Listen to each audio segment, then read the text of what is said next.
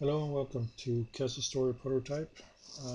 This is still a very pre-alpha version of the game. The reason that I am able to play it is because I pledged money for the development of this game to Sauropod Studio during the Kickstarter campaign in August 2012. And among thousands of other people, we were able to make sure that they got enough funding within the first 5 hours of the Kickstarter to reach their goal, and everything they got after that is just extra gravy. So they made somewhere about 850% of what they needed to complete the game. So they are happy campers, and so are all of us that pledged for the release of this game. I'm going to go over the controls with you um, in this video. So let's start.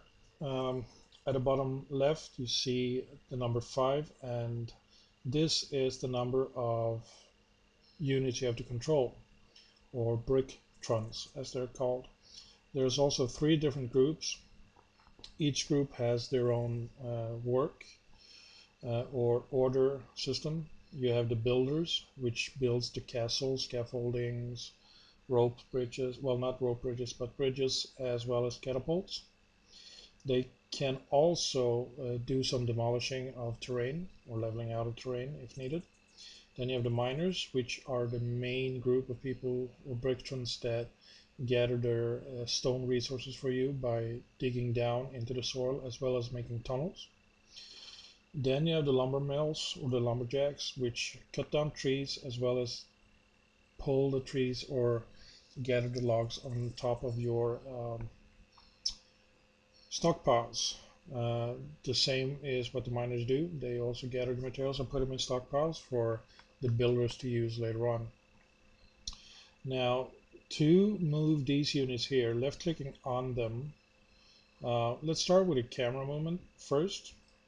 It took a while to get used to, but I find it to be easy. The main key to keep in mind is the spacebar. Press and holding down spacebar as well as press and hold down left mouse button allow you to move back and forth, left and right, over the game area or the map that you have available. If you use the right mouse button instead, you can rotate the camera as well as tilt by moving left and right, up and down. So you can, basically get a view from whichever angle that you need at the moment. Also, if you let go of the spacebar and use the mouse wheel, you can change the height of the camera. If you press spacebar and scroll on the mouse wheel, you zoom in or out, which is also very useful. There is another way, and that's spacebar and WASD keys for moving about. Shift is used later on for deselecting, which I will show you in next video. So how do we select our bricktons and how do we put them into groups? There are a few ways to do that. You can click on a brickton like this and then right click in the group where you want them to be, and they will move in there. If this group has a job or a task, the brickton you move in there will help out with the task as best as they can. To select more than one brickton, you press and hold down left mouse button and you select all the bricktons within the box that you make. So, and that means that you can, with those selected, you can right click in another group and you move them into that group. Another way to move them into a group is click on any of the groups that you have, left click to select them, and then right click to move them, or you can left and hold click, so you move them, you drag them basically to the work group you want them to be in. Anybody can cut down a tree. However, only the lumberjacks will move the trees or the logs to the stockpile. The builders can, as I said, level out the ground.